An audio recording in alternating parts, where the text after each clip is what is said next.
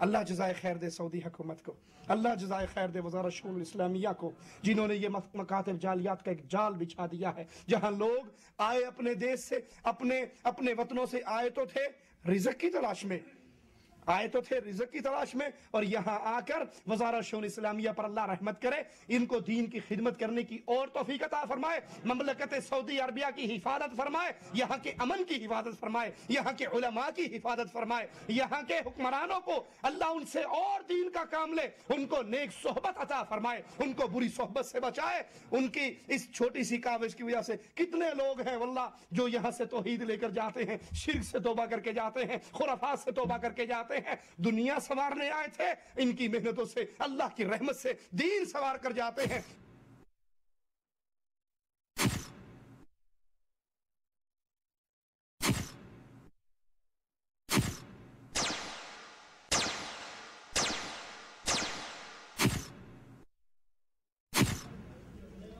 السلام علیکم ورحمۃ اللہ وبرکاتہ۔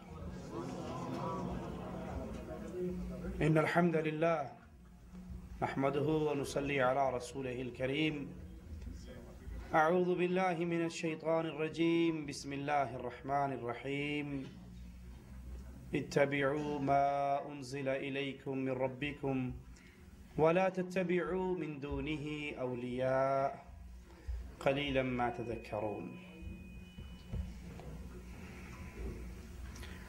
ہماری گفتگو کا مقصد کسی کی دل آزاری نہیں ہے، نہ کسی پہ طنز کرنا ہے، نہ کسی کے مذہب پر کیچڑ اچھالنا ہے۔ ہماری گفتگو کا بنیادی نقطہ وہ یہ ہے کہ محمد کریم صلی اللہ علیہ وسلم کا کلمہ پڑھنے والے جہنم کی آگ سے بچ جائیں۔ اللہ کے نبی علیہ الصلاۃ والسلام کو اطلاع ملی تھی ایک یہودی بچے کے مرنے کی، اس کے آخری ایام کی اور آخری لمحات کی۔ آپ اس کے گھر پہنچے تھے اور ایک ہی جملہ کہا تھا کہ اے بچے ایک مرتبہ لا الہ الا اللہ کا اقرار کر لے۔ اس نے اپنے بابا کو دیکھا تھا اور بابا نے کہا تھا کہہ دے جو ابو القاسم نے کہا ہے۔ اس نے کہا تھا اشہد ان لا الہ الا اللہ واشہد ان محمد رسول اللہ۔ اللہ کے حبیب علیہ الصلاۃ والسلام اس کے بستر سے اٹھے، دروازے پر پہنچے، اس کی آخری ہچکی کی آواز آئی، آقا علیہ الصلاۃ والسلام کا چہرہ پھول کی طرح کھل اٹھا کہ اللہ کا شکر ہے ایک جان جہنم سے اور آزاد ہو گئی۔ ہماری یہ گفتگو ہر اس حق کی تلاش کرنے والے شیعہ کے لیے ہے جو دیکھنا چاہتا ہے حق کیا ہے، حقیقت کیا ہے۔ ہم ہر اس بھائی کے کان تک اپنی آواز پہنچانا چاہتے ہیں جو حق کی تلاش میں ہے، جو حق کی جستجو میں ہے۔ اس کے سامنے اسے گالی دیے بغیر، انسانی ناطے کے مطابق اس سے محبت کرتے ہوئے کہ یہ انسان ہے، یہ آدم کا بیٹا ہے، یہ جہنم کی آگ سے محفوظ ہو جائے، ہم حق کو تلاش کرنے میں اس کی مدد کرنا چاہتے ہیں۔ اس کے اپنے مذہب کے اختلافات ان کی اپنی کتابوں کی روشنی میں ان کے سامنے رکھتے ہیں اور پھر کہتے ہیں کہ تحقیق کا میدان کھلا ہے، آؤ اور سوچو حق کیا ہے۔ یہ چند سوالات جو ہم نے شیعہ مذہب کی کتابوں میں پائے جانے والے اختلافات کو سامنے رکھ کر اٹھائے ہیں، یہ ہر عقل مند کے لیے ندا ہے اور ہو سکتی ہے کہ یہ ندا اس کو ضلالت سے حق کی طرف لے آئے۔ پہلا سوال، ہماری اس باتوں کو پیار اور محبت سے ٹھنڈے دماغ سے سوچنا۔ گالی دینا ہمارا مذہب نہیں، ہم یہود و نصارہ کو بھی گالی نہیں دیتے، ان سے بھی جب بات کرتے ہیں تو دلائل کے میدان میں، تو آپ کو کیسے گالی دیں گے؟ وہ جاہل ہیں، وہ رسالت کے تبلیغ کے انداز کو نہیں جانتے، جو گالی دے کر بات کرتے ہیں، جو کفر کے فتوے لگا کر بات کرتے ہیں۔ ہم تو درد دل کے ساتھ آپ کے سامنے چند گزارشات رکھنا چاہتے ہیں۔ آئیے پہلا سوال، شیعہ کا عقیدہ ہے کہ حضرت علی رضی اللہ عنہ وارضا امام معصوم ہیں، نبی کریم صلی اللہ علیہ وسلم کے برابر امام معصوم کا مقام ہوتا ہے۔ جہاں سے نبی پیتا ہے وہیں سے امام معصوم پیتا ہے۔ جیسے نبی پر وحی آتی ہے ایسے ہی امام معصوم پر وحی آتی ہے۔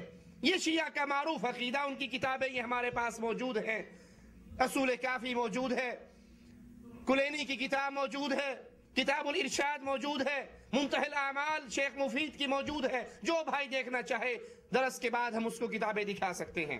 اب سوال پیدا یہ ہوتا ہے کہ شیعہ یہ اعتراف بھی کرتے ہیں کہ حضرت علی رضی اللہ عنہ وارضاہ نے اپنی بیٹی ام کلثوم کا نکاح عمر ابن خطاب رضی اللہ عنہ وارضاہ سے کیا، اور یہ عقیدہ شیعہ کا، یہ اعتراف کلینی کی کتاب فروع کافی جلد نمبر 6 صفحہ نمبر 115 اور توسی کی کتاب تہذیب الاحکام میں ہے۔ جب یہ بات ثابت ہو گئی کہ حضرت علی نے اپنی بیٹی ام کلثوم کی شادی، ان کا نکاح عمر ابن خطاب رضی اللہ عنہ وارضاہ سے کیا، تو شیعہ کو دو میں سے ایک بات ماننی پڑے گی۔ پہلی بات کہ علی معصوم نہیں، کیونکہ شیعہ عقیدے کے مطابق عمر ابن خطاب نعوذ باللہ ثم نعوذ باللہ ظالم تھے، کافر تھے، اسلام سے ان کا رشتہ نہیں تھا، بلکہ کہیں ان کو طاغوت کہا جاتا ہے اور کہیں ان کو فرعون اور حامان کہا جاتا ہے، لا حول ولا قوت الا باللہ۔ تو امام معصوم نے کیسے اپنے لخت جگر کی شادی ایک کافر سے کی؟ پہلا سوال۔ دوسری بات، اور یہ شیعہ کے بنیادی عقیدے کے خلاف ہے کہ امام معصوم تو غلطی نہیں کرتا، وہ تو معصوم ہے جیسے نبی معصوم ہے، تو اگر یہ مان لیا جائے کہ حضرت علی سے غلطی ہوئی، اس کا مطلب ہے پھر وہ امام معصوم، اور جب علی امام معصوم نہ رہے تو باقی 11 اپنے آپ ان کی چھٹی ہو گئی جب ان سے غلطی ہو گئی۔ اور اگر یہ نہیں مانتے تو پھر شیعہ کو یہ ماننا پڑے گا، اے عقل مندو، اے حق کو تلاش کرنے والوں، پھر یہ ماننا پڑے گا کہ عمر ابن خطاب کافر نہیں تھے بلکہ مومن تھے، اور اتنے بڑے مومن تھے کہ علی ان سے اتنی محبت کرتے تھے کہ اپنا داماد بنانے کے لیے تیار ہو گئے۔ لازمی نہیں کہ ہر مسلمان کو انسان اپنا داماد بنانے کے لیے تیار ہو جائے، لازمی نہیں، لیکن جس سے محبت کی انتہا ہوتی ہے، جو اس کو اخلاق میں پسند ہو، کردار میں پسند ہو، اس کو انسان چنتا ہے اپنا داماد بنانے کے لیے، تو پھر ماننا پڑے گا کہ عمر داماد علی مومن تھے، موحد تھے، علی کو بڑے پسند تھے، اسی لیے تو حضرت علی نے ان کو اپنا داماد بنایا۔ اب جو شیعہ عمر ابن خطاب کو گالیاں دیتے ہیں، ان کی تکفیر کرتے ہیں، ان کو سوچنا چاہیے وہ داماد علی کو کیوں گالیاں دے رہے ہیں۔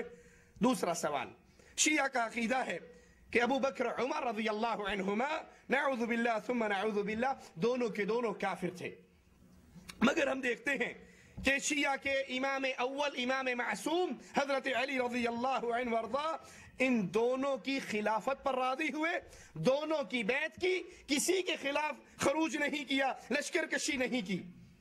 اب یہاں پر شیعہ عقیدے کے مطابق نہ ابو بکر مسلمان ہے اور نہ حضرت عمر، لیکن علی، حضرت علی امام معصوم دونوں کے ہاتھ میں ہاتھ دے رہے ہیں، دونوں سے کی بیعت کرتے ہیں، تو ماننا پڑے گا، ثابت ہوا کہ حضرت علی غیر معصوم تھے۔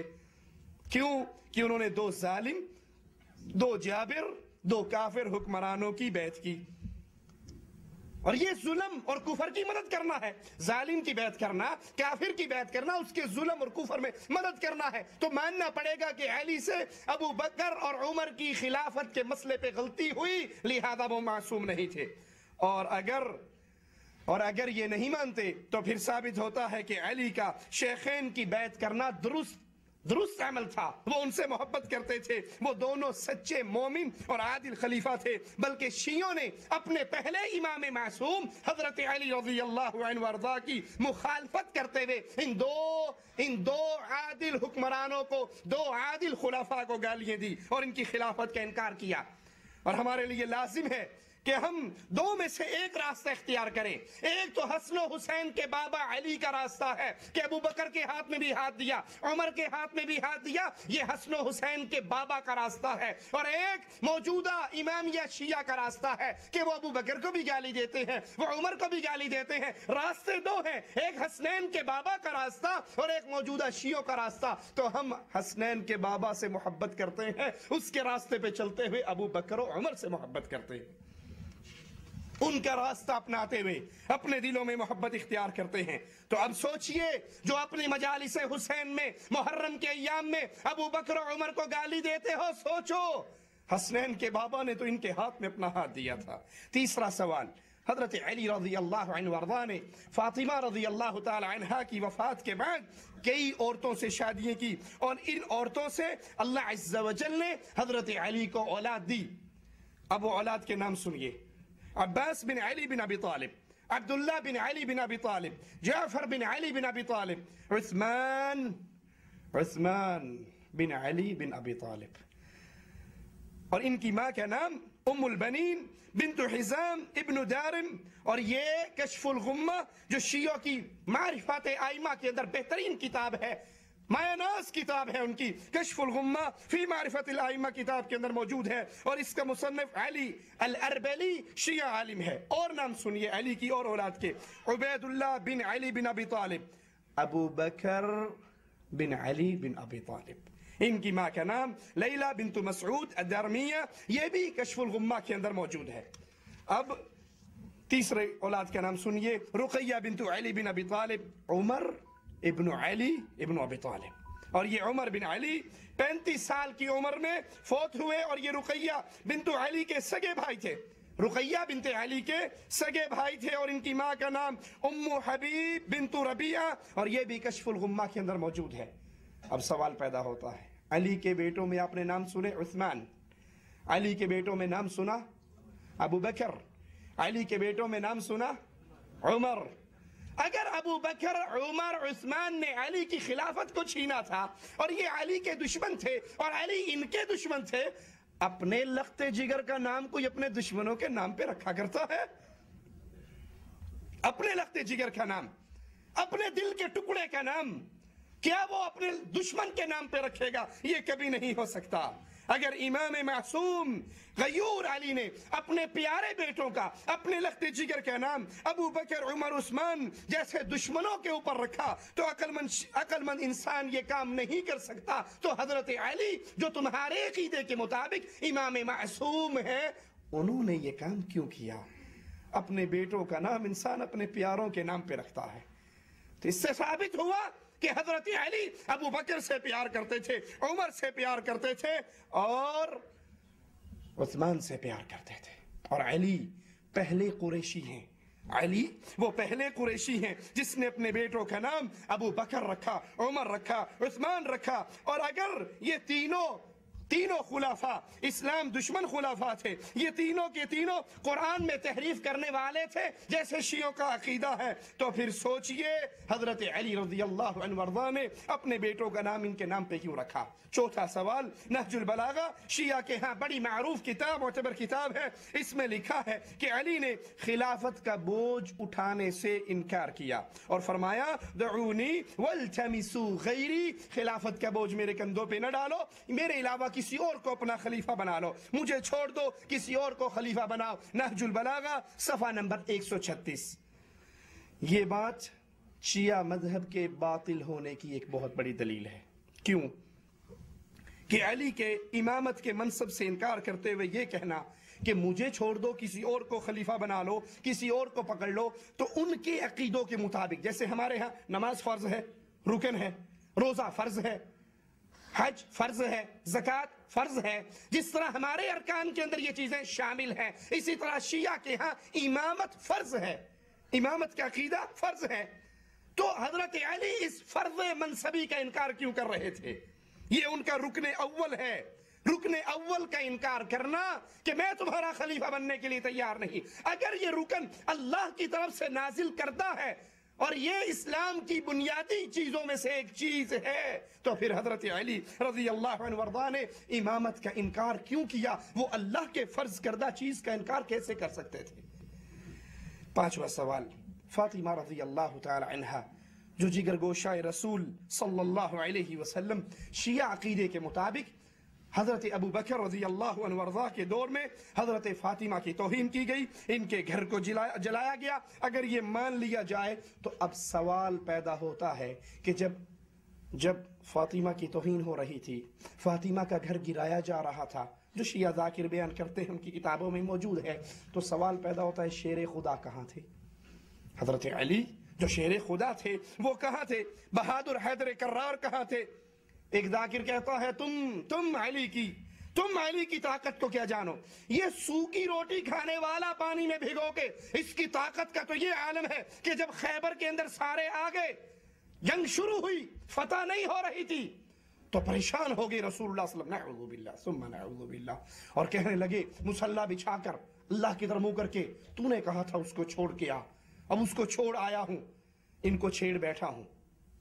اتنا کہنا تھا کہ آسمان سے قرآن کی آیت کی طرح علی اترے، لا حول ولا قوت الا باللہ، اور کہا مولا علی یہ فتح نہیں ہو رہا خیبر، تو مولا علی بڑے خیبر کی طرف، وہ خیبر کا 600 من وزنی دروازہ، مولا علی نے اس کو پکڑا پرندے کے ٹوٹے ہوئے پر کی طرح، اپنی انگلی پر، انگوٹھے کے اوپر اگے ہوئے ناخن پر اس 600 من وزنی دروازے کو اٹھایا اور آسمان کی طرف اچھالا۔ کہا اس وقت کا اچھلا ہوا آج تک واپس نہیں آیا، مولا علی کو کون جان سکتا؟ مکے کی سرزمین میں ابو طالب کے گھر میں ایک ایسا فرزند پیدا ہوا، اللہ کے گھر میں نازل ہوا، ساری زندگی اس انسان کی غذا یہ تھی کہ جو کی سوکھی ہوئی روٹی گھٹنے پہ توڑ کے پانی میں بھگو کے خود بھی کھاتا، نوکر کو بھی کھلاتا۔ غذا جو کی سوکھی ہوئی، 3 دن کی سوکھی ہوئی جو کی روٹی ہو، اور طاقت یہ ہو کہ انگشت کی پشت پہ اگے ہوئے ناخن کی نوک سے 600 من وزنی دروازہ خیبر کا علی پرندے کے ٹوٹے ہوئے پر کی طرح آسمان پہ اچھالے، آج تک واپس نہ آئے، کون سمجھتا ہے؟ نیچے بیٹھے ہوئے نعرہ حیدری، نعرہ رسالت، ہم مانتے ہیں تمہاری اس جھوٹ کو بھی مان لیتے ہیں۔ واقعی مولا علی میں اتنی طاقت تھی کہ وہ 600 من وزنی دروازے کو انگوٹھے کے اوپر لگے ہوئے ناخن پہ اچھالا اور آسمانوں پہ گیا، فرشتے ابھی تک اس کو پکڑ کے کھڑے ہیں، نیچے گر گیا تو پتہ نہیں کتنے مریں گے۔ تو بتاؤ جب حضرت فاطمہ رضی اللہ تعالی عنہا کی توہین تمہارے عقیدے کے مطابق ہو رہی تھی، شیر خدا کہاں تھے؟ وہ طاقتوں والے کہاں تھے؟ علی نے اپنی بیوی فاطمہ کا حق کیوں نہیں دلوایا؟ ان کی مدد کیوں نہیں کی؟ ابو بکر پہ خروج کیوں نہیں کیا؟ ایک اور سوال، کبار صحابہ نے اہل بیت سے رشتہ داری کی، اہل بیت سے رشتہ داری کی، ان میں شادیاں کی۔ رسول اللہ صلی اللہ علیہ وسلم نے عائشہ بنت ابی بکر سے شادی کی، حفصہ بنت عمر سے شادی کی، اور اپنی 2 بیٹیاں رقیہ ام کلثوم کی شادی تیسرے خلیفہ حضرت عثمان رضی اللہ عنہ وارضاہ سے کی، اور اسی لیے ان کو ذی النورین بھی کہا جاتا ہے۔ اب عثمان کے بیٹے ابان بن عثمان نے ام کلثوم بنت عبداللہ بن جعفر بن ابی طالب سے شادی کی۔ حضرت عثمان کے بیٹے نے، دیکھیے کس طرح اہل بیت سے شادیاں ہو رہی ہیں ان کی۔ حضرت عثمان کے بیٹے ابان بن عثمان نے ام کلثوم بنت عبداللہ بن جعفر بن ابی طالب سے شادی کی، اور اسی طرح مروان بن ابان، حضرت عثمان کا پوتا مروان بن ابان بن عثمان بن عفان نے ام القاسم بنت حسن ابن علی بن ابی طالب سے شادی کی۔ اسی طرح زید بن عمر بن عثمان نے سکینہ بنت حسین سے شادی کی۔ اسی طرح عبداللہ بن عمر بن عثمان نے فاطمہ بنت حسین بن علی بن ابی طالب سے شادی کی۔ صرف 3 خلفاء کا ہی ذکر کافی، وگرنہ بہت سے صحابہ نے اہل بیت میں ان سے بچیاں لی اور ان کو بچیاں دی۔ اب سوال یہ پیدا ہوتا ہے کہ پھر یہ شیعہ ان 3 خلفاء پر تبرہ بازی کیوں کرتے ہیں؟ ابو بکر کو گالیاں دیتے ہیں، عمر کو گالیاں دیتے ہیں، عثمان کو گالیاں دیتے ہیں، لیکن ہم دیکھ رہے ہیں ابو بکر، عمر، عثمان سے اہل بیت میں ان کی بیٹیاں لی بھی جا رہی ہے۔ رسول اللہ نے عائشہ سے شادی کی، رسول اللہ نے حفصہ سے شادی کی، اہل بیت ان سے بیٹیاں، ان 3 خلفاء کی بیٹیاں لے بھی رہے ہیں، ان کو اپنی بیٹیاں دے بھی رہے ہیں، اور پھر عثمان کی اولاد، عثمان کے بیٹے، عثمان کے پوتے حسن کی بیٹی سے، حسین کی بیٹیوں سے شادی کر رہے ہیں۔ اب سوال یہ ہوتا ہے کہ وہ مجلس ذکر حسین کے اندر اپنے شیعوں کے سامنے ابو بکر، عمر و عثمان کو گالیاں کیوں دیتے ہیں؟ اگر تم گالی دینے میں حق بجانب ہو تو پھر یہ آل بیت، یہ اہل بیت صحابہ کو اپنی بیٹیاں دینے میں غلط ہے۔ اگر وہ حق بجانب تھے تو تم غلط ہے، فیصلہ تمہارے سامنے ہے۔ اے عقل مند شیعوں، اپنے ذاکروں سے سوال کرو کہ تم ان خلفاء کو گالیاں دیتے ہو جنہوں نے اہل بیت میں شادیاں کی اور ان کی اولاد نے علی کی اولاد میں شادیاں کی۔ اگر یہ کفار تھے تو ائمہ معصومین نے اپنی بیٹیاں ان کے نکاح میں کیوں دی؟ ان خلفاء کی اولاد میں اپنا نکاح کیوں کیا؟ سوال پیدا ہوتا ہے نا۔ اگر یہ غلط ہے، تم حق پر ہو، تو پھر یہ معصوم نہیں رہے؟ انہوں نے کیسے کفار کی بیٹیاں، کفار کی اولاد، جابر ظالم حکمرانوں کی اولاد میں اپنی بیٹیاں دی؟ بلکہ ائمہ معصومین میں سے کتنے وہ ہیں جنہوں نے اپنے بیٹے کا نام عمر رکھا، جیسے علی بن ابی طالب نے اپنے بیٹے کا نام عمر رکھا، جس کی ماں کا نام ام حبیب بنت ربیعہ تھا، اور یہ عمر اپنے بھائی حسین رضی اللہ عنہ وارضاہ کے ساتھ کربلا میں شہید ہوئے، مگر کبھی کسی ذاکر کی زبان سے عمر بن علی کا نام نہیں نکلتا، عمر بن علی کا نام نہیں لیتا، بلکہ وہ کہتا ہے یہ نام اتنے خطرناک ہے۔ فاضل علوی ایک ذاکر ہے، وہ کہتا ہے یہ نام اتنے خطرناک ہیں، ان کا نام لو تو یہاں جیل میں جانا پڑتا ہے، اگلے جہاں پتہ نہیں کہاں جانا پڑے گا۔ رات دے چھٹے ہوئے کتے، رات دے چھٹے ہوئے وہ یہودی جو چھوڑے آنا تو لوگ نماز واسطے مسجد جانا، کتا استقبال کریا، ایک دے کچھ بندے گلا باتا کر دے جان، کتے ایک دی لت بڑھ گئی، یہ میں نے پتہ جنہوں بڑھیا، پر میں کنہ نو ہاتھ لایا ہے۔ اینا نامہ دا صدقہ سن 78 تو لے کے 96 تک کوئی سال ایسا نہیں، غازی دی قسم ہے جس سال میں جیل چ نہیں گیا۔ سن 96 میں 5 مہینے کٹے، میرا چھوٹا جا پترو آکھے ابو جی تسی زد چھوڑ دو، میں کہا میرا پتر آج تو بعد میڈے بھی لیکے کھٹے پہن جنہ دا نا لے کے اتھے ڈکینے اللہ جڑے اگے کڑی پھاٹا کے چلگنا۔ ابو بکر، عمر، عثمان، وہ تو گالیاں دیتے ہوئے نام لیتا ہے نا۔ کہا ان نام کو اگر دنیا میں لیا جائے تو حکومت جیل میں ڈال دیتی ہے، وہاں پتہ نہیں کون سے پھاٹک میں سے گزرنا پڑے گا۔ تو سوال یہ ہوتا ہے اگر یہ نام اتنے ہی برے ہیں تو علی نے اپنے بیٹے کا نام عمر کیوں رکھا؟ عمر بن علی بن ابی طالب، حضرت حسین بن علی بن ابی طالب کے ساتھ لڑتے ہوئے کربلا کے اندر مارے گئے، شہید ہوئے۔ کوئی ذاکر کبھی عمر بن علی کا ذکر نہیں کرے گا کہ اگر وہ ذکر کرے تو شیعہ عوام پوچھے گی عمر کو گالیاں دیتے دیتے تمہاری زبان نہیں تھکتی، یہ مولا علی کے گھر میں عمر کہاں سے آ گیا؟ یہ اتنا ہی بڑا ظالم تھا تو حضرت علی نے اپنی اولاد کا، اپنے بیٹوں کا نام عمر کیوں رکھا؟ اسی طرح حسن بن علی نے اپنے بیٹوں کا نام ابو بکر رکھا، عمر رکھا، اور یہ حوالہ شیخ مفید کتاب الارشاد صفحہ نمبر 194 اور منتہی الاعمال جس کی پہلی جلد ہے صفحہ نمبر 427 ہے، 427 پر بھی حضرت حسن بن علی رضی اللہ عنہ وارضا اپنے بیٹوں کا نام ان کا شیعہ نقل کرتے ہیں کہ انہوں نے اپنے بیٹے کا نام ابو بکر رکھا، انہوں نے اپنے بیٹے کا نام عمر رکھا، عمر بن حسن، اور اس کے 2 سگے بھائی قاسم اور عبداللہ، ان کی ماں کا نام ام ولد کنیز، اور اسی طرح حسن نے اپنے بیٹے کا نام ابو بکر رکھا۔ ان کے بھائیوں میں محمد اکبر، محمد اصغر، حمزہ، ابو بکر، سکینہ، ام الخیر، یہ سارے نام موجود ہیں۔ حضرت حسن اپنے بیٹوں کے نام ابو بکر رکھ رہے ہیں، اپنے بیٹوں کا نام عمر رکھ رہے ہیں۔ ملا باقر مجلسی اپنی کتاب جلال العیون کے صفحہ نمبر 582 پر بیان کرتا ہے ان سارے ناموں کو۔ اب سوال پیدا ہوتا ہے کہ شیعہ علماء اپنی عوام کے سامنے علی کے ان بیٹوں کا نام کیوں نہیں لیتے، حسن کے ان بیٹوں کا نام کیوں نہیں لیتے؟ اگر لیں گے تو عوام سوال کرے گی یہ کہاں سے آگے؟ خان وعدہ علی میں، اہل بیت میں ابو بکر کہاں سے آیا، عمر کہاں سے آیا؟ تم تو بتاتے ہو یہ ظالم تھے، یہ جابر تھے، انہوں نے علی کی حکومت، علی کی خلافت کو چھینا تھا، تو اولاد علی نے اپنے بیٹوں کا نام کیوں رکھا؟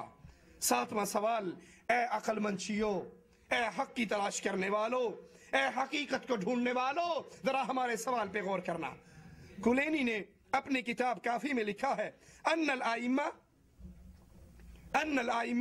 یعلمون متى يموتون وانہم لا يموتون الا باختیار منہم، کہ ہمارے جتنے ائمہ ہیں، ہمارے جتنے 12 امام ائمہ معصومین جو گزرے ہیں، یہ سب ان الائمہ یعلمون متى يموتون، یہ جانتے ہیں کہ وہ کب مریں گے، ان کو اپنی موت کا علم ہوتا ہے، وَأَنَّهُمْ اور وہ لا يموتون الا باختیار منہم، وہ جب مرتے ہیں اپنے اختیار سے مرتے ہیں، اپنی مرضی سے مرتے ہیں۔ مرنے کا وقت پتا ہے سارے ائمہ کو، اور جب بھی مرتے ہیں، ذرا توجہ کیجئے، سوال بڑا زبردست ہے، بڑا زبردست ٹوٹکا ہے، جس کو پوچھو گے قیامت کی دیواروں تک اس سوال کا کوئی جواب نہیں دے سکتا۔ تمہارا عقیدہ ہے، کلینی نے کتاب کافی میں لکھا ہے کہ ہمارے ائمہ ان کو اپنی موت کا وقت پتا ہوتا ہے اور اپنے اختیار سے مرتے ہیں۔ یہ عقیدہ کلینی نے اصول کافی کی جلد نمبر 1 صفحہ 285 پر لکھا، اور ملا باقر مجلسی نے اپنی کتاب بحار الانوار میں حدیث بیان کی۔ اب حدیث سنیے، یہ عقیدہ سامنے رکھ لیا کہ ہمارے ائمہ معصومین جب مرتے ہیں اپنے اختیار سے مرتے ہیں، مرنے کا ان کو وقت معلوم ہوتا ہے۔ اب ان کی حدیث سنیے جس کو ملا باقر مجلسی بحار الانوار میں بیان کرتا ہے، کہتا ہے لم یکن امام الا مات مقتولا او مسموما، ہمارے جتنے ائمہ ہیں یا انہیں زہر دے کر مارا گیا ہے یا ان کو ظلم کے ساتھ قتل کیا گیا ہے، یا تو وہ مظلومیت کی موت مرے ہیں یا وہ زہر کھا کر مرے ہیں۔ ہمارے تمام ائمہ میں سے یا زہر کھا کر مرے یا مقتول مرے، مظلوم مرے۔ اور یہ ملا باقر مجلسی نے بحار الانوار جلد نمبر 43 صفحہ 364 پہ لکھا ہے۔ اور کلینی نے لکھا کہ امام کو معلوم ہوتا ہے وہ کم مرے گا، اپنے اختیار سے مرتا ہے۔ یہی عقیدہ احسن المقال منتہی اعمال کا ترجمہ ہے، اس کے صفحہ 414 پر بھی ہے۔ اب سوال پیدا ہوتا ہے، غور کرنا، دو چیزیں سن لی نا آپ نے، امام اپنے اختیار سے مرتا ہے، مرنے کا وقت معلوم ہوتا ہے، اور دوسری حدیث سن لی آپ نے کہ ہمارے امام کو زہر دے کر مارا گیا یا دھوکے سے ظلم سے قتل کیا گیا۔ اب سوال پیدا ہوتا ہے، جب امام یہ جانتا ہے غیب، جب امام غیب جانتا ہے، اس کے سامنے کھانا لایا گیا یا پانی لایا گیا جس کے اندر زہر ڈال کر اس کو دیا گیا، تو امام کو تو غیب پتا ہوتا ہے، اس نے کیوں زہر والا کھانا کھایا؟ تم کہتے ہو ہمارے جتنے ائمہ مرے ہیں زہر کھا کر مرے یا مظلومیت کی موت مرے۔ جب تمہارے امام کو غیب کا علم تھا، ان کے سامنے حضرت حسن اسی منتہی الاعمال کے اندر لکھا ہے کہ حضرت حسن کو زہر دیا گیا، اور زہر دینے والی ایک عورت تھی، ان کی بیوی تھی، انہوں نے زہر دیا اور ان کو شہید کیا گیا۔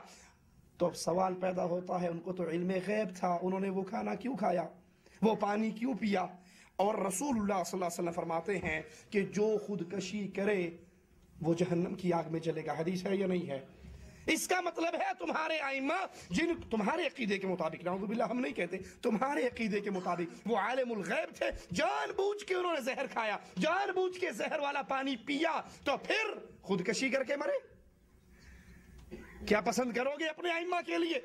دو چیزیں پیش کر رہے ہو، ایک زمین میں اور ایک آسمان میں، دونوں کے درمیان کوئی تطبیق نہیں۔ اگر یہ عالم الغیب تھے تو انہوں نے زہر کیوں کھایا، اور اگر یہ عالم الغیب نہیں تھے، زہر کھا لیا، تو پھر یہ معصوم کیسے ہوئے؟ تم کہتے ہو یہ عالم الغیب بھی ہے اور زہر کھا کر مرے ہیں، اس کا مطلب نعوذ باللہ ان سب نے خودکشی کی۔ یہ امام کی تعریف نہیں ہے، یہ امام کی تدلیل ہے۔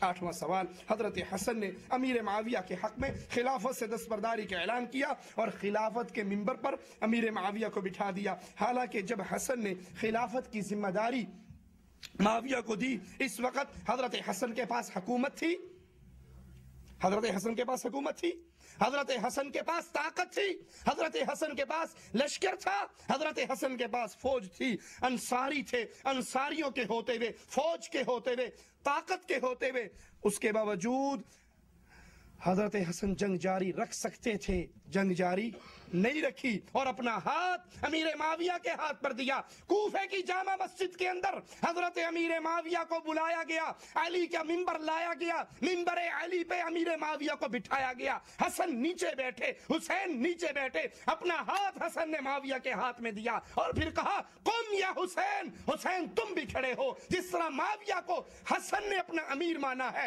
امام معصوم ثانی نے امیر مانا ہے، اے حسین تم بھی ان کو اپنا امیر مانو۔ حسین نے بیعت کی، حسن نے بیعت کی، فوجوں کے کمانڈر ان چیف نے بیعت کی، باوجود طاقت ہونے کے، باوجود قوت ہونے کے، انہوں نے حضرت معاویہ کے ہاتھ پہ ہاتھ دیا۔ اس کے بالمقابل حضرت حسین فوج بھی نہیں ہے، لشکر بھی نہیں ہے، حکومت بھی نہیں ہے، اور یزید کے خلاف بغاوت کرتے ہیں۔ سوال سمجھ آ رہا ہے؟ حضرت حسن طاقت ہونے کے باوجود، حکومت ہونے کے باوجود، فوج اور لشکر اور شیعان حسن ہونے، شیعان علی ہونے کے باوجود، ان کی موجودگی کے باوجود سب کچھ چھوڑ کر ہاتھ معاویہ کے ہاتھ میں دے رہے ہیں اور جنگ کو ختم کر رہے ہیں. اور حسین رضی اللہ عنہ وارضا طاقت نہیں ہے، فوج نہیں ہے، لشکر نہیں ہے، بیوی بچوں کو لے کر جاتے ہیں، تنے تنہا ہے، یکتا ہے، تھوڑا سا خانوادہ ہے، اور جا کر یزید کے خلاف خروج کرتے ہیں. تو دونوں میں سے حق پر کون ہے؟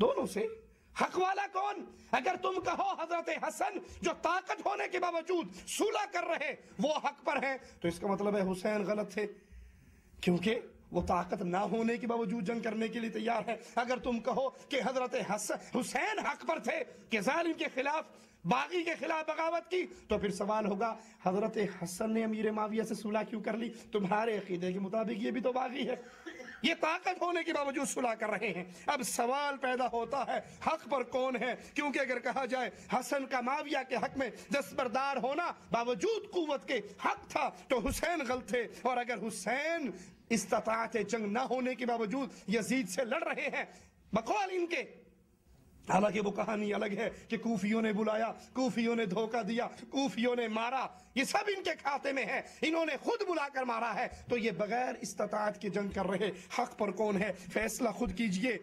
دونوں امام معصوم ہیں، معصوم سے تمہارے عقیدے کے مطابق غلطی نہیں ہوئی تو دونوں میں سے کس نے غلطی کی؟ اور جس نے غلطی کی، اگر تم کہو حسن سے غلطی ہو گئی، تم کہو حضرت حسن سے غلطی ہو گئی، اور میں یہ نہیں کہہ رہا، یہ ہمارے ہاتھ کے اندر کتاب ہے منتہی الاعمال، اس کا صفحہ نمبر ہے 413. 413 پر ایک شیعہ آتا ہے حضرت حسن کے پاس اور آ کر کہتا ہے اے حسن تو نے شیعوں کو ذلیل کروا دیا، تو نے، اے فرزند رسول آپ نے ہماری گردنیں ذلیل کر دی، ہم شیعوں کو بنی امیہ کا غلام بنا دیا، تم نے اے حسن ہمیں ذلیل کیا، ہمیں بنی امیہ کا غلام بنایا. آپ نے فرمایا کس طرح؟ وہ کہنے لگا آپ نے خلافت معاویہ کے سپرد کر دی، آپ نے معاویہ کے حق میں دستبرداری کی، آپ نے ہمیں ذلیل کروا دیا، آپ امیر المومنین نہیں، مومنوں کو ذلیل کروانے والے. تو سوال پیدا ہوتا ہے اگر حسن سے اس معاملے میں غلطی ہوئی تو امام معصوم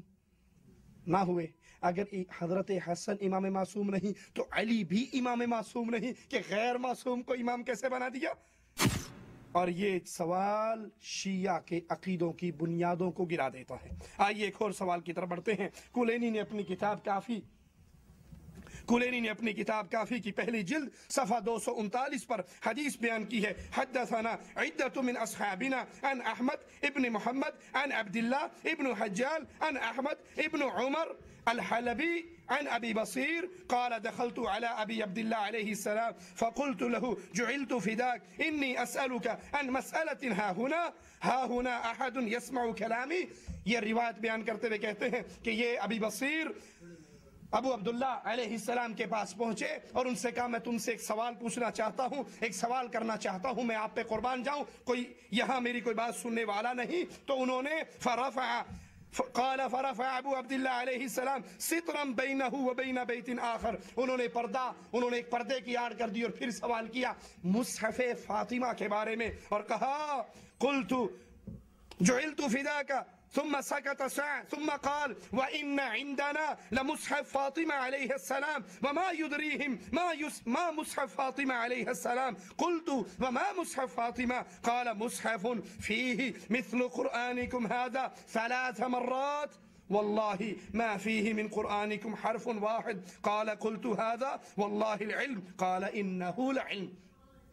جعفر صادق کہتے ہیں بقول ان کے، اور وہ بری ہیں اس جھوٹ سے کہ ہمارے پاس مصحف فاطمہ ہے، ہمارے پاس مصحف فاطمہ ہے. تمہارے قرآن کی طرح کے 3 قرآن مصحف فاطمہ میں موجود ہیں اور تمہارے قرآن کا ایک حرف بھی ایسا نہیں جو اس کے اندر موجود نہ ہو. اب سوال پیدا ہوتا ہے کیا رسول اللہ صلی اللہ علیہ وسلم مصحف فاطمہ جانتے تھے؟ اگر نبی نہیں جانتے تھے تو اہل بیت کو نبی کے بغیر کیسے پتا چلا مصحف فاطمہ کا؟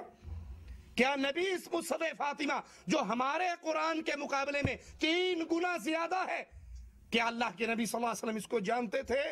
اور اگر نہیں جانتے تھے تو پھر اہل بیت کو کیسے پتا چلا جبکہ وہ رسول اللہ صلی اللہ علیہ وسلم ہیں؟ اور اگر اللہ کے نبی کو پتا تھا تو امت سے اللہ کے نبی نے چھپا کر کیوں رکھا؟ اگر اللہ کے نبی کو مصحف فاطمہ کا جو اس موجودہ قرآن سے 3 گنا بڑا ہے، جیسے سورہ کافی کے اندر بھی روایت ہے کہ ہمارا جو اصل قرآن ہے اس کی 17,000 آیتیں ہیں، ہمارے قرآن کی 6,600 کچھ ہیں اور ان کی وہ کہتے ہیں 17,000 آیتیں ہیں، تو اگر اللہ کے نبی کو اس مصحف فاطمہ کا علم تھا تو چھپا کر کیوں رکھا، جبکہ اللہ نے اپنے رسول کو حکم دیا تھا یا ایھا الرسول بلغ ما انزل الیک من ربک وان لم تفعل فما بلغت رسالتہ، اے نبی جو کچھ ہم نے آپ پر اتارا ہے رسالت نبوت اس کو پہنچا دیجئے، اس پیغام کو پہنچا دیجئے۔ اور اللہ کے نبی صلی اللہ علیہ وسلم نے حجۃ الوداع کے موقع پر کہا تھا حل بلغ، کیا میں نے اللہ کی شریعت پہنچا دی؟ سب نے کہا نعم نعم، تو آپ نے کہا یا ربی فاشہد، اے اللہ تو گواہ ہو جا، تیری پوری شریعت کو میں ان تک پہنچا چکا ہوں۔ یہ مصحف فاطمہ جس کی 17,000 آیات ہیں، جو ہمارے قرآن سے 3 گنا بڑا ہے، کیا اللہ کے نبی کو علم تھا یا یہ خاص اہل بیت کے پاس تھا، نبی کو پتا نہیں تھا؟ اور اگر تم کہو کہ نبی کو پتا تھا تو نبی نے امت سے چھپایا کیوں؟ تو یہ الزام رسول اللہ صلی اللہ علیہ وسلم پر ہی آتا ہے نا، لا قوت الا باللہ۔ 10واں سوال کلینی نے اپنی کتاب کے پہلے جز میں اسماء الرجال بیان کیے ہیں، اس طرح اہل سنت کے حدیثوں کے روات ہوتے ہیں، اس طرح انہوں نے بیان کیے ہیں، جنہوں نے شیعوں کی روایات ائمہ کے اقوال نقل کیے ہیں اور پھر اہل بیت کے اقوال نقل کیے۔ آؤ ان شیعہ ائمہ کے اقوال نقل کرنے والے چند راویوں کے نام سنیں۔ مفضل ابن عمر، احمد ابن عمر الحلبی، عمر ابن ابان، عمر ابن ادینہ، عمر ابن عبدالعزیز، ابراہیم ابن عمر، عمر ابن حنزلہ، موسیٰ ابن عمر، العباس ابن عمر۔ یہ اہل سنت کے نام نہیں سنا ہے میں نے آپ کو، اہل سنت کے روات کے نام نہیں سنا ہے، یہ شیعہ ائمہ کے اقوال نقل کرنے والے چند راویوں کے نام سنائے ہیں۔ ان تمام ناموں میں یا تو راوی کا نام عمر ہے یا راوی کے باپ کا نام عمر ہے۔ تو اب سوال پیدا ہوتا ہے کہ شیعہ مذہب کی احادیث نقل کرنے والے ان راویوں نے اپنا نام عمر کیوں رکھا؟ تمہارے عقیدے کے مطابق عمر نعوذ باللہ ظالم، کافر، فاجر، شیطان سے بڑے، نعوذ باللہ ثم نعوذ باللہ، یہ سارے عقیدے، یہ کتابیں میرے پاس موجود ہیں جس کے اندر یہ عقائد ہیں، یہ سب کچھ ہے۔ تو سوال پیدا ہوتا ہے جن روات نے تمہارے ائمہ کی احادیث نقل کی ہیں ان راویوں نے اپنا نام عمر، ان کے باپوں کا نام عمر کیوں تھا؟ اگر تمہاری یہ بات سچی ہے کہ عمر اہل بیت کا دشمن تھا تو تمہارے مذہب کی باتیں نقل کرنے والے روات ان میں عمر کہاں سے آ گیا؟ ثابت ہوا کہ عمر اہل بیت سے محبت کرتے تھے اور اہل بیت عمر ابن خطاب سے محبت کرتے تھے، اسی لیے تو اپنے بچوں کا نام عمر رکھا۔ سوال پیدا ہوتا ہے، اللہ عز و جل فرماتا ہے وَبَشِّرِ الصَّابِرِينَ الَّذِينَ إِذَا أَصَابَتْهُمْ مُصِيبَةٌ قَالُوا إِنَّا لِلَّهِ وَإِنَّا إِلَيْهِ رَاجِعُونَ أُولَئِكَ عَلَيْهِمْ صَلَوَاتٌ مِّن رَّبِّهِمْ وَرَحْمَةٌ وَأُولَئِكَ هُمُ الْمُهْتَدُونَ۔ خوشخبری سنائیے صبر کرنے والوں کو جن پر جب مصیبت اترتی ہے وہ کیا کہتے ہیں؟ ہائے حسین، ہائے حسین۔ مصیبت اترتے بھی کیا کہتے ہیں؟ ہائے حسین نہیں، قالوا انا للہ وانا الیہ راجعون، ہم بھی اللہ کے، جو چلا گیا وہ بھی اللہ کا، ہم نے بھی ادھر ہی جانا ہے جدھر یہ گیا ہے۔ اولئک علیہم صلوات من ربہم، یہ وہ لوگ ہیں جن پر اللہ کی طرف سے رحمتیں اترتی ہیں، اور اولئک هم المہتدون، یہ ہدایت والے ہیں۔ رسول اللہ صلی اللہ، نہج البلاغہ میں ہے، حضرت علی نے رسول اللہ صلی اللہ علیہ وسلم کی وفات کے بعد کہا اے رسول اللہ صلی اللہ علیہ وسلم لولا انک نہیت عن الجزع وامرت بالصبر، اے اللہ کے نبی صلی اللہ علیہ وسلم آپ نے ہمیں صبر کا حکم دیا، آپ نے ہمیں رونے پیٹنے سے منع کیا، آپ نے ہمیں ماتم کرنے سے منع کیا۔ کون کہہ رہا ہے؟ علی۔ حوالہ کہاں ہے؟ نہج البلاغہ میں حضرت علی کہہ رہے ہیں یا رسول اللہ صلی اللہ علیہ وسلم آپ نے ہمیں مرنے والوں پر صبر کی تلقین کی ہے، رونے پیٹنے سے منع کیا ہے، ماتم سے منع کیا ہے، اور اللہ کی قسم اگر آپ منع نہ کرتے ہم یہاں پر اپنے آنسو بہاتے، ہم اپنی آنکھوں کا پانی رو رو کر آپ کی وفات پر رو رو کے ختم کر لیتے۔ یہ نہج البلاغہ میں ہے۔ حضرت علی نے فرمایا من ضرب یدہ عند مصیبہ، جس نے مصیبت کے وقت اپنا ہاتھ، ضرب یدہ اپنا ہاتھ مارا، علی فخذہ اپنی ران پر مارا، ران پیٹی، فقد حابط عملہ، اس کے سارے اعمال برباد ہو گئے۔ کون کہہ رہا ہے؟ آگ پہ چلنے والوں کو سنائیے، زنجیر زنی کرنے والوں کو سنائیے، تلواروں سے ماتم کرنے والوں کو سنائیے۔ حضرت علی کہہ رہے ہیں من ضرب یدہ عند مصیبہ، جس نے مصیبت کے وقت اپنی ران پیٹا فقد حبط عملہ، اور یہ عبارت خصال الصدوق صفحہ نمبر 621 پر موجود ہے۔ امام معصوم حضرت علی، سنیے ذرا اے عقل مند لوگوں، اے ٹھنڈے دماغ سے سوچنے والوں، اے حق کو تلاش کرنے والوں، ہم عزت اور احترام اور پیار سے آپ کو حق کی تلاش کی دعوت دیتے ہیں۔ گالی دینا ہمارا مذہب نہیں، گالی دینا ہم نے سیکھا نہیں۔ ہم اہل بیت کی بھی عزت کرتے ہیں اور اصحاب رسول کی بھی عزت کرتے ہیں۔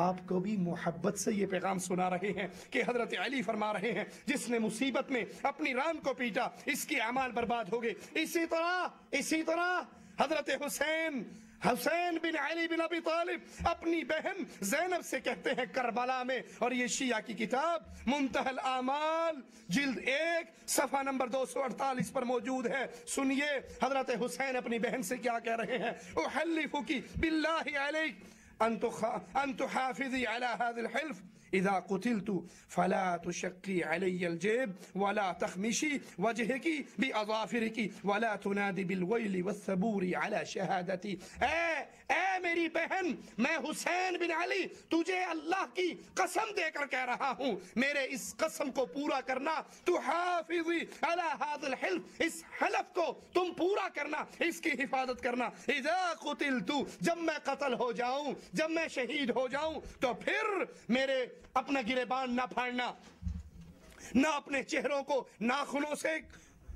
ناخن کے ذریعے اپنے چہرے کو چھیلنا، اور نہ ولا تنادی بالویل والثبور، اور نہ ہائے وائے کرنا، نہ رونا پیٹنا، نہ بین کرنا، نہ مرثیے پڑھنا، نہ آوازوں کو بلند کرنا جب میں شہید ہو جاؤں۔ حضرت حسین اپنی بہن کو اللہ کی قسم دے کر کہہ رہے ہیں، اے میری بہن تجھے اللہ کی قسم ہے، میرے مرنے پہ ماتم نہ کرنا، سینہ کو بھی نہ کرنا، چہرہ نہ پیٹنا، ناخنوں سے چہرہ نہ چھیلنا۔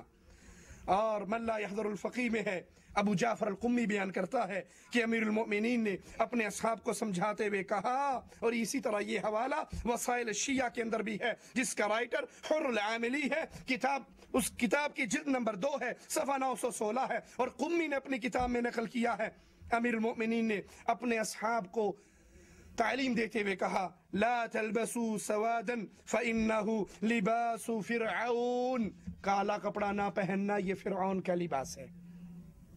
دو چیزیں سن لی آپ نے حضرت حسین سے اور حضرت علی سے کہ مرنے والے پر ماتم نہیں کرنا۔ کربلا میں حضرت حسین حضرت زینب کو منع کر رہے ہیں، حضرت علی کہتے ہیں اے رسول آپ نے مجھے منع کیا ہے، اور کالا کپڑا نہ پہننا۔ اور تفسیر الصافی میں ہے قرآن حکیم کی ایک آیت، وَلَا يَعْصِينَكَ فِي مَعْرُوفٍ، اس کی تفسیر بیان کرتے ہوئے لکھتا ہے کہ بے شک نبی کریم نے عورتوں سے یہ بیعت لی ہے کہ وہ سیاہ کپڑا نہ پہنیں گی، وہ گریبان نہ پھاڑیں گی، وہ بین نہ کریں گی، بلکہ کلینی نے اپنی کتاب فروع کافی میں لکھا ہے کہ رسول اللہ صلی اللہ علیہ وسلم نے حضرت فاطمہ کو وصیت کرتے فرمایا تھا، اذا انا مت فلا تخمشی وجہا، اے فاطمہ جب میں فوت ہو جاؤں اپنے چہرے کو نہ مارنا، چہرہ نہ پیٹنا، ناخنوں سے نہ چھیلنا، اور ولا ترخی علی شعرا، اپنے بال نہ کھولنا، ولا تنادی بالویل، نہ بین کرنا، نہ زور زور سے چیخنا اور رونا، ولا تقیمی علی الناحیہ۔ جو کچھ ماتم میں ہو رہا ہے ان تمام کو شیعہ رائٹر خود بیان کرتے ہیں کہ رسول اللہ صلی اللہ علیہ وسلم نے حضرت فاطمہ کو یہ وصیت کی، آواز بلند کر کے نہ رونا۔ فروع کافی جلد نمبر 5 صفحہ 527۔ اور شیعہ کا شیخ محمد ابن حسین ابن بابوے القمی بیان کرتا ہے کہ رسول اللہ صلی اللہ علیہ وسلم نے فرمایا، النیاحۃ من امر الجاہلیہ، النیاحۃ من امر الجاہلیہ، بین کرنا جاہلیت کے کاموں میں سے ہے۔ اسی طرح ملا باقر مجلسی اور نوری الطبرسی اور بہت سے شیعہ علماء نے رسول اللہ صلی اللہ علیہ وسلم سے نقل کیا ہے، آپ نے فرمایا صوتان ملعونان یبغضہم اللہ، دو آوازیں اللہ کو ناراض کرتی ہیں، ملعون آوازیں ہیں، ان پہ لعنت پڑتی ہے، صراخ عند المصت کے وقت، صراخ عند المصیبہ، مصیبت کے وقت چیخنا، بین کرنا، زور زور سے رونا، اس پر اللہ کے رسول فرماتے ہیں، ملا باقر نقل کرتا ہے، نوری طبرسی نقل کرتا ہے، شیعہ علماء کہ ان آوازوں پر اللہ کی لعنت برستی ہے، اور موسیقی کے اوپر بھی اللہ کی لعنت برستی ہے۔ یہ سارے دلائل آپ نے سن لیے، ان دلائل کو سامنے رکھیے، اور پھر جو دلائل ہم نے شیعہ کتابوں سے دیے ہیں، کسی سنی کتاب کا حوالہ نہیں، شیعہ کتابوں سے دیے ہیں، ان سارے دلائل کو سامنے رکھ کر اب ایک سوال پیش ہوتا ہے، جس سوال کا جواب تلاش کرو اے عقل مند شیعو، اے حق کی تلاش کرنے والو، اے یہ کہنے والو واللہ ہم تو حق چاہتے ہیں، اگر تمہارے پاس حق ہے تو ہمیں دلائل دو۔ یہ تمہارے سامنے دلائل کے انبار لگا رہے ہیں، آئیے ان دلائل پہ غور کیجئے۔ سوال پیدا ہوتا ہے، ان تمام روایات کے باوجود شیعہ اپنے مذہب کی معتبر ترین کتابوں میں پائے جانے والی ان دلائل اور احادیث کی مخالفت کیوں کرتے ہیں؟ آگ پر کیوں چلتے ہیں؟ ماتم کیوں کرتے ہیں؟ سینہ کوبی کیوں کرتے ہیں؟ چھری سے ماتم، زنجیروں سے ماتم، تلواروں سے ماتم، بلیڈ سے ماتم، چاقو سے ماتم، یہ سارے ماتم کی جتنی کنڈیشنیں ہیں یہ شیعہ کیوں کرتے ہیں؟ کالا لباس محرم کی ابتدا سے ہی کیوں پہن لیتے ہیں؟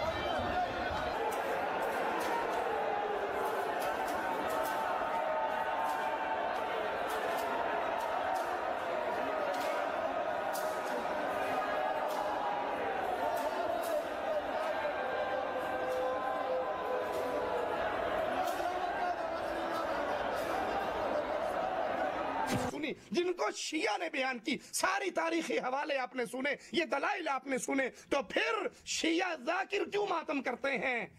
شیعہ عوام کیوں ماتم کرتی ہے، اور کیوں سینہ کو بھی کرتی ہے، اور مار مار کر اپنے سینوں کو لہو لہان کرتی ہے؟ یا حسین کی صداؤں سے سینہ پیٹا جاتا ہے۔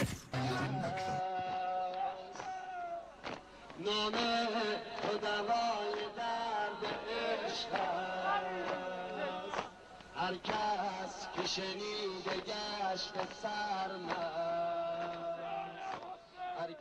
وهذا ما توارثه الشيعة الاثنا عشرية من أسلافهم البويهيين الذين كانوا طيلة أيامهم ببغداد في اليوم العاشر من المحرم يغلقون الأسواق ويقيمون النائحة على الحسين رضي الله تعالى عنه وأرضاه، وتخرج النساء منتشرات الشعور يلطمن في الأسواق، وهم الذين أحدثوا عيد الغدير وتابعهم الاثنا عشرية۔ اور اس ظلم کے ساتھ ایک اور بڑا ظلم کہ اہل بیت کی طرف بہت بڑے جھوٹ کی نسبت کی جاتی ہے کہ حضرت زینب نے، ام کلثوم نے چادریں سر سے اتار دی۔ ایک پاکستانی شیعہ ذاکر کہتا ہے جب حضرت عباس کا گھوڑا خالی آیا تو پھر حضرت زینب نے اپنے سر سے دوپٹہ اتار دیا اور سر میں دو ہتھڑ مار مار کے رونے لگی، واہ حسینہ کے چیخیں لگائی۔ یہ ساری روایات اس عمل سے منع کرتی ہے، اور تم جھوٹ بولتے ہو زینب پر، تم جھوٹ بولتے ہو ام کلثوم پر، وہ اہل بیت، وہ رسول کے گھر والیاں جن کی عزت، جن کی عصمت، جن کی غیرت کا کیا عالم تھا، جن کا دودھ پیا تھا، وہ فاطمہ رضی اللہ تعالی عنہا کہا کرتی تھی علی جنازہ رات کو اٹھانا۔ سوال کرنے والے نے کیا کہ اے فاطمہ جنازہ رات کو کیوں اٹھاؤ؟ کہا اس لیے فاطمہ نہیں چاہتی اس کے کفن کی چادر پہ نامحرم کی نظر پڑ جائے۔ وہ فاطمہ جو اپنی سہیلی سے کہا کرتی تھی، کہا تھا عرب کا رواج ہے مردے کو تختے پہ رکھ کر لے کر جاتے ہیں، مجھے بڑی حیا آتی ہے کہ مرنے کے بعد میرے کفن پر نامحرم لوگ دیکھیں گے۔ عباس کا علم مولا حسین نے اٹھا کے خیمہ میں چلے آئے۔ روایات کہتی ہے جب اکبر کا لاشا آیا تھا بی بی زینب نے کہا تھا واہ اکبر، جب قاسم کے ٹکڑے آئے تھے تو بی بی نے کہا تھا واہ قاسم، جب عباس کا خالی علم آیا تو بی بی زینب نے سر سے چادر اتار دی اور یہی کہا اللہ تو اس نے کہا تھا میں حبشہ کی طرف ہجرت کر کے گئی تھی, میں نے حبشیوں کا ایک طریقہ دیکھا تھا, وہ تختے کے سائڈوں پر بھی تختے لگا کر اپنے مردے کو اس کے اندر ڈالتے ہیں. اے فاطمہ اگر تو کہے تو میں تجھے وہ بنا کر دوں جس نے مرنے کے بعد اپنی عزت اور اپنے حیا کی یہ حفاظت کی. تم اس کی بیٹی پر جھوٹ باندھتے ہو, حسین کی بہن پہ جھوٹ باندھتے ہو کہ زینب نے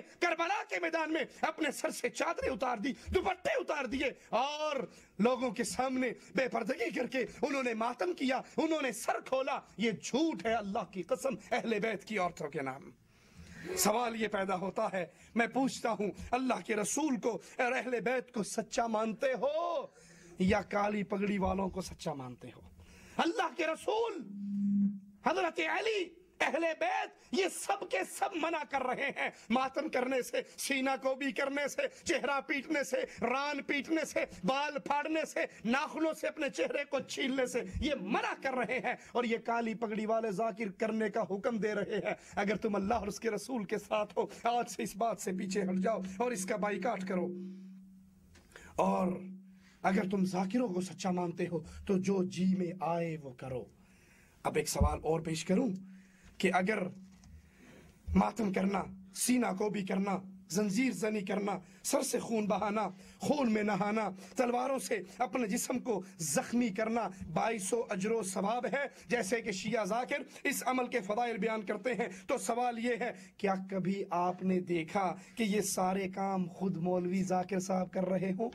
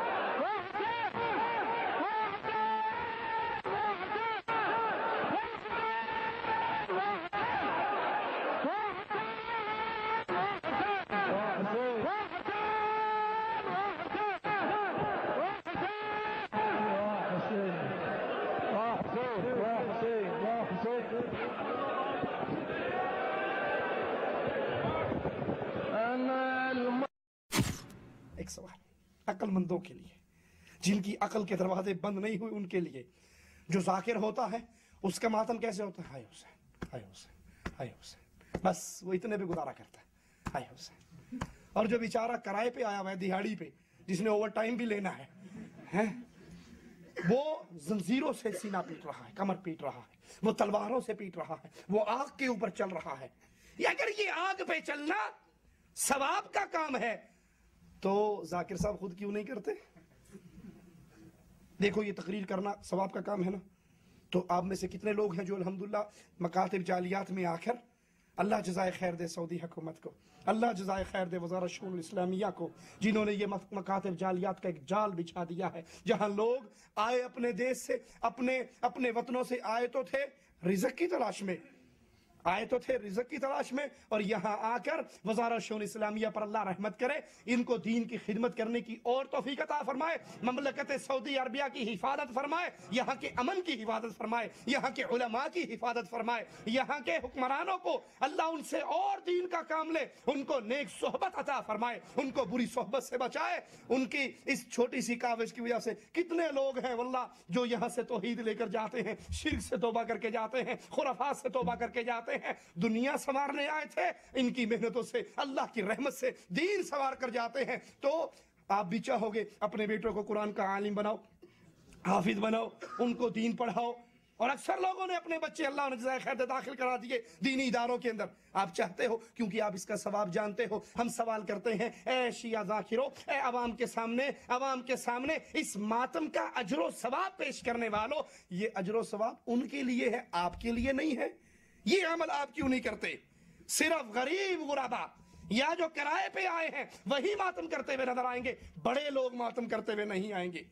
13واں سوال یاد کیجئے، تمام تر عبادت کا حقدار صرف ایک اللہ تعالیٰ ہے۔ قرآن حکیم میں مالک کہتا ہے بل اللہ فاعبد، عبادت صرف ایک اللہ عز و جل کی کیجئے۔ اب سوال پیدا ہوتا ہے، بندہ صرف اللہ کی عبادت کرتا ہے، لیکن شیعہ اپنے بچوں کا نام عبد العلی، عبد الحسن، عبد الحسین، عبد الزہرا، عبد الامام کیوں رکھتے ہیں؟ اگر یہ نام رکھنا جائز ہوتے تو ائمہ معصومین ابو بکر رکھ رہے ہیں، عمر رکھ رہے ہیں، عثمان رکھ رہے ہیں، انہوں نے عبد العلی کیوں نہیں رکھا؟ انہوں نے عبد الرسول کیوں نہیں رکھا؟ عبد الزہرا اور عبد الامام کیوں نہیں رکھا؟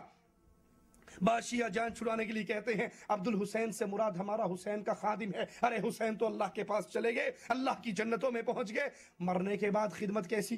مرنے کے بعد خادم کیسا؟ خادم تو وہ ہوتا ہے جو زندگی کے اندر اس کی خدمت کرتا ہے، اس کو چائے پانی پیش کرتا ہے، اس کو وضو کا پانی لے کر آتا ہے، اس کی جوتی اٹھا کر رکھتا ہے، مسواک دیتا ہے۔ یہ مرنے کے بعد کیسے خدمت؟ یہ اب یاد کر لیجئے، حضرت علی نے خلافت کا منصب سنبھالا تو اپنے سے پہلے گزرے ہوئے 3 خلفاء کی بالکل مخالفت نہیں کی۔ حضرت علی نے جب خلافت سنبھالی تو اپنے سے پہلے گزرنے والے خلفاء کی مخالفت نہیں کی، نہ ابو بکر کی، نہ عمر کی، نہ عثمان کی۔ لوگوں کے پاس عثمان کا تقسیم کردہ جو قرآن موجود تھا وہ قرآن لوگوں سے نہیں چھینا چاہیے تھا حضرت علی کو۔ وہ مصحف فاطمہ جو اصل قرآن تھا، جو اس قرآن سے 3 گنا بڑا تھا، وہ قرآن لوگوں کو دیتے اور لوگوں کے ہاتھ میں موجود حضرت عثمان کا دیا ہوا قرآن چھین لیتے۔ بلکہ حضرت علی نے بار بار منبر پہ چڑھ کر کہا خیر هذه الامہ بعد نبیها ابو بکر و عمر، اس امت کے بہترین انسان نبی کے بعد ابو بکر تھے، حضرت عمر تھے۔ نہ حضرت علی نے متع کو رواج دیا، نہ باغ فدق چھین کر دوبارہ باغ فدق کو چھین کر حضرت فاطمہ کے حوالے نہیں کیا، بیت المال سے نہیں لیا، نہ ہی آذان میں حی علی خیر العمل کے جملوں کا اضافہ کیا، الصلاۃ خیر من النوم کو نہیں کاٹا۔ تو پھر اگر ابو بکر و عمر کافر تھے، غاصب تھے، انہوں نے علی کی امامت غصب کی تھی، تو جب حضرت علی خلیفہ بنے، حکومت علی کی، فوج علی کی، طاقت علی کے پاس، تو لوگوں کو حضرت علی نے کیوں نہیں بتایا کہ ابو بکر و عمر نے مجھ پہ ظلم کر کے میری خلافت چھینی تھی؟ آپ سنتے ہوں گے نا، علی ولی اللہ وصی رسول اللہ خلیفۃ بلا فصل، بغیر فاصلے کی اصل حکمران، اصل یہ آدمی تھا جو اس کا حقدار تھا۔ تو حضرت علی نے ایک مرتبہ اپنی حکومت کے دوران نہیں کہا کہ ابو بکر ظالم تھا، عمر ظالم تھا، عثمان ظالم تھا، میری خلافت پر ناجائز قبضہ کیا تھا، بلکہ انہوں نے اس کے الٹ کیا، ابو بکر کی تعریف کی، عمر کی تعریف کی کہ یہ اللہ کے نبی کے بعد سب سے زیادہ افضل ہیں۔ تو میں سوال کرتا ہوں عقل مند شیعوں سے جو حق کی تلاش کرنا چاہتے ہیں کہ ہمیں وہ کام کرنا چاہیے جو علی نے کیا، حضرت علی نے ان کی تعریف کی، یا ہمیں وہ کام کرنا چاہیے جو تمہارے مولوی کر رہے ہیں، تمہارے ذاکر کر رہے ہیں؟ معاویہ رضی اللہ عنہ وارضا شیعہ عقائد کے مطابق کافر تھے، نعوذ باللہ، لیکن ہم دیکھتے ہیں اسی معاویہ کے لیے حضرت حسن بن علی بن ابی طالب خلافت سے دستبردار ہوتے ہیں اور خلافت معاویہ کو دے دیتے ہیں۔ سوال پیدا ہوتا ہے کیا کافر کے حق میں دستبردار ہونا جائز ہے؟ کافر کی بیعت کرنا جائز ہے؟ اس کو باپ کے منبر پر بٹھانا جائز ہے؟ اگر نہیں تو امام معصوم نے یہ کام کیوں کیا؟ یا پھر تسلیم کرو کہ معاویہ مومن تھے، عادل تھے، حسن حسین کے خلیفہ تھے اور ان کی تکفیر کرنے سے بعد آ جاؤ۔ ذرا غور کیجئے رسول اللہ صلی اللہ علیہ وسلم نے کیا کربلا کی مٹی پر سجدہ کیا جس پر شیعہ سجدہ کرتے ہیں؟ اگر شیعہ ذاکر کہیں کہ ہاں اللہ کے نبی نے کربلا کی مٹی پہ سجدہ کیا تو اللہ کی قسم یہ جھوٹ ہے، وہ کبھی اس کا ثبوت نہیں دے سکتے۔ اگر ان کے پاس ثبوت ہے ہاتوا برہانکم ان کنتم صادقین، اور اگر وہ مانے کہ نبی نے کربلا کی مٹی کی پر سجدہ نہیں کیا اور یہ حق اور سچ ہے، تو پھر سوال یہ ہوتا ہے کہ یا رسول اللہ صلی اللہ علیہ وسلم سے زیادہ ہدایت یافتہ تم ہو؟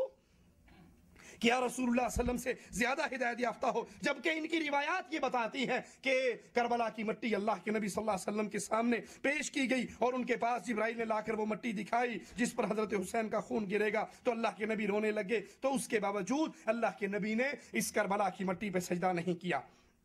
شیعہ کا عقیدہ ہے کہ رسول اللہ صلی اللہ علیہ وسلم کی وفات کے بعد آپ کے سارے صحابہ مرتد ہو گئے تھے، آپ کے دین سے پھر گئے تھے۔ تو سوال پیدا ہوتا ہے کہ اللہ کے نبی کے صحابہ نبی کی زندگی میں کیا تھے؟ سنی تھے جو بعد میں شیعہ ہو گئے؟ شیعہ اتنا عشری ہوئے تو پہلے کیا سنی تھے؟ پہلے کیا تھے جو بعد میں منکر ہوگے. اور پھر یہاں پر ایک سوال پیدا ہوتا ہے کہ اگر واقعی نبی کے صحابہ منکر ہو گئے تھے, مرتد ہو گئے تھے, جیسے کہ ان کی کتابوں کے اندر موجود ہے ارتد الناس بعد النبی الا ثلاثہ, 3 کے علاوہ سارے کے سارے مرتد ہو گئے, اور ان 3 میں سلمان بچا, مقداد بچا, ابو ذر بچا, علی کا نام نہیں ہے, حسن کا نام نہیں ہے, حسین کا نام نہیں ہے, فاطمہ کا نام نہیں ہے. تو اگر یہ سارے مرتد ہو گئے تھے تو پھر انہوں نے مسیلمہ کذاب سے جنگ کیوں لڑی؟ انہوں نے منکرین زکات سے جنگ کیوں لڑی؟ یہ سوال ہے اللہ کے لیے. ان کو اپنے ذہنوں میں بٹھائیے اور عام کیجئے, حق کی تلاش کرنے والوں تک پہنچائیے. ایک اور سوال, حسن علی کے بیٹے, فاطمہ کے لخت جگر, اہل بیت میں سے, چادر والوں میں سے ہیں, حسین کی طرح ان کی بھی شان ہے, لیکن حسین سے بلکہ حسین سے عمر میں بڑے بھی ہیں. حسن رضی اللہ عنہ مرضا, ماں ایک ہے, باپ ایک ہے, لیکن حسن کی اولاد کے اندر امامت نہیں چلی. اولاد میں ساری امامت چلی تو حضرت حسین کی اولاد میں سے آئمہ ہوئے, تو حضرت حسن درجے میں حسین سے زیادہ بڑے تھے. ان کی اولاد میں سے لیے, ان کی اولاد میں سے امامت کیوں نہیں چلی؟ اللہ کے نبی جب بیمار ہوئے, نماز پڑھانے کے قابل نہ رہے, علی موجود ہیں, حسن موجود ہیں, حسین موجود ہیں, عقیل موجود ہیں, یسار, عباس موجود ہیں, ان کی موجودگی میں رسول اللہ صلی اللہ علیہ وسلم کی مصلی امامت پر ایک مرتبہ بھی نہ علی کھڑے ہوئے, نہ حسن کھڑے ہوئے, نہ حسین کھڑے ہوئے, بلکہ اللہ کے نبی نے کہا جاؤ ابو بکر سے کہو وہ نماز پڑھائے. حالانکہ یہ امامت صغرا امامت کبرا کی دلیل ہوا کرتی ہے, جو آج اور اس دور کے اندر امام صرف نماز کا امام نہیں ہوتا تھا, وہی حکومت کا امام بھی ہوا کرتا تھا. رسول اللہ مسجد نبوی کے امام تھے تو مسلمانوں کی حکومت کے سربراہ بھی تھے, اور ابو بکر امام تھے تو خلیفہ بھی تھے, عمر امام تھے, خلیفہ تھے, عثمان امام تھے, خلیفہ تھے. اللہ کے نبی صلی اللہ علیہ وسلم نے اپنی بیماری میں ابو بکر سے کہا تو نماز پڑھا, حضرت علی کو کیوں نہیں کہا, حضرت حسن کو کیوں نہیں کہا, حضرت حسین کو کیوں نہیں کہا؟ شیعہ کہتے ہیں ہمارا 12واں امام محمد بن حسن العسکری غار میں اس لیے داخل ہوا کہ وہ ظالم لوگوں سے خوف زدہ تھا, ظالموں کی خوف کی وجہ سے وہ بھاگے, اور 12واں امام جا کر غار میں چھپ گئے, جو آج تک نہیں نکلا.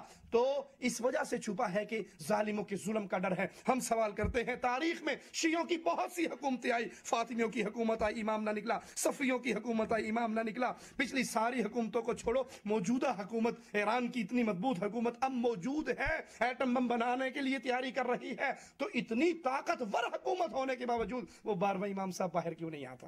اب کس ظالم کے ظلم کا ڈر ہے؟ اب تو پوری گورنمنٹ اس کے لیے تیار ہے اور اس کے لیے موجود ہے, اور سارے شیعہ اس کے لیے فدا ہونے کے لیے موجود ہیں. اس سوال کا جواب قیامت تک کوئی نہیں دیتا. میرے آذان ہو گئی, آخری سوال کر کے بات ختم کرتا ہوں. ہمارا تو ابھی روبہ بھی نہیں ہوا موضوع ہے, ٹائم اتنا شارٹ دیا شیخ نے, اللہ ان کو جزائے خیر دے. پھر کبھی صحیح آخری سوال کر کے, یہ 21واں سوال ہے اور میرے پاس 59 سوال ہے تقریباً. ایک آخری سوال اور اس پہ یاد کرنا والا.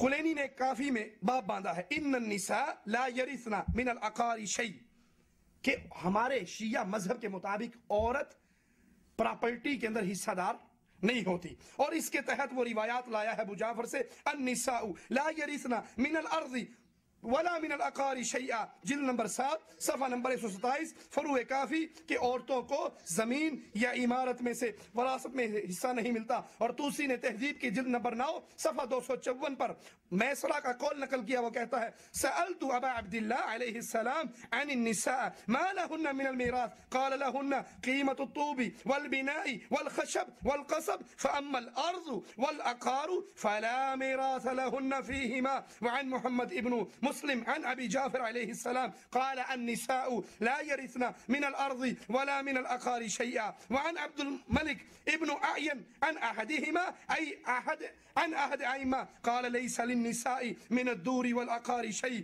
عورتوں کے لیے زمین اور بلڈنگ اور پراپرٹی میں کوئی حصہ نہیں ہے, یہ قانون سب کے لیے ہے. حضرت فاطمہ کی تخصیص شیعہ کی ان کتابوں میں نہیں ہے کہ فاطمہ اس قانون سے بالاتر ہیں. سب عورتوں کو شیعہ مذہب میں پراپرٹی میں سے حصہ نہیں ملتا. تو آئیے اب سوال پیدا ہوتا ہے, ذاکر حضرت ابو بکر کو گالی دیتے ہیں, حضرت عائشہ کو گالی دیتے ہیں کہ یہ باغ فدق کی کھجوریں کھائی, ڈوکے کھائے اس نے, ہے.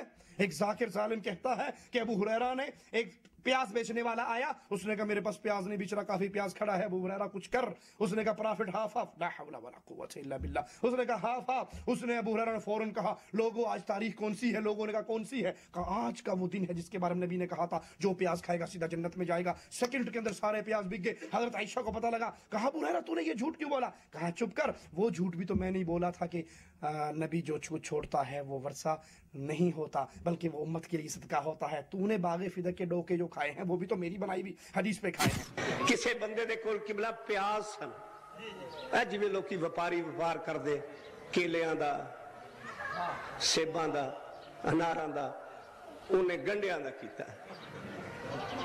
वो प्याज ना विकण ते गल दे जान। वो हजरत अबू हुरैरा कोल आया, उन्हें क्या सैयदी मुर्शदी हबीबी मैं मरना, मैंने तक घाटा पैन दिया। उन्हें क्या क्यों? आखे प्याज गलते पे लोग लेंदे क्यों नहीं? उन्हें आखे तो एक मिनट की मार है, मुनाफे दा अध टुक लै। उन्हें क्या जी अद्धो अध।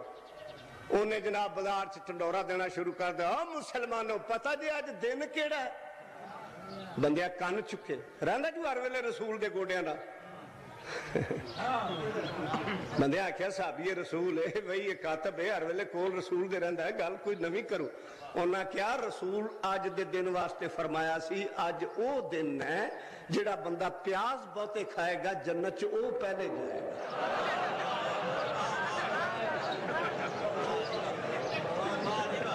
लोकी कपड़े छापे लैके टुर पे, उन्हें भी फाटा खोल दिता, बचिया छिल्लड़ ही ना विक गए। हजरत बीबी आयशा नू पता लगा भी अबू हुरैरा ने यानी कि यानी कर छड़िया है। उन्हें सद्या, उन्हें आख्या ना इधर आखा अबू हुरैरा रसूल कदों फरमाया सी भी गंढे खाण ना जन्नत लभदी? उन्हें कहता रसूल कदों क्या सी मेरी विरासत कोई नहीं। जे ये गल मैं ना बनाऊंदा तो बीबी फिदक दियां खजूरां तू भी ना रड़कदी। ये साडी मर्जी है, जिधर मर्जी टोर दी है। मुसलमान तारीख इस्लाम ने नबी और नबी दी आल ते ओ बहतान लाए जिन्हां दा हकायक नाल दूर दूर तक वास्ता नहीं। ठीक है, अबू बकर को भी गाली देते हैं, हजरत आयशा को भी गाली देते हैं कि बागे फिदक जो असल में हक था फातिमा का वो कब्जा कर लिया अबू बकर ने। अब सवाल पैदा होता है भाई तुम्हारे अपने मजहब की किताब में लिखा है कि औरतों को प्रॉपर्टी में हिस्सा, तो हजरत फातिमा का जो हक था वो तो तुम्हारे मजहब के मुताबिक उनका बनता ही नहीं था, बकौल तुम्हारे। ये तो हजरत फातिमा का नहीं, क्योंकि औरतों को तुम्हारे मजहब के अंदर हिस्सा नहीं दिया जाता, वरासत नहीं दी जाती, बल्कि अबू बकर को गाली देना छोड़ दो, हजरत आयशा को गाली देना छोड़ दो। बागे फिदक के मसले पे तुम्हारे अपने मजहब की किताबों में है कि अन्निसा ला यरिसना मिनल अकारी वला मिनल अर्दी शै, औरतों को शिया मजहब में प्रॉपर्टी में से कोई हिस्सा नहीं मिलता।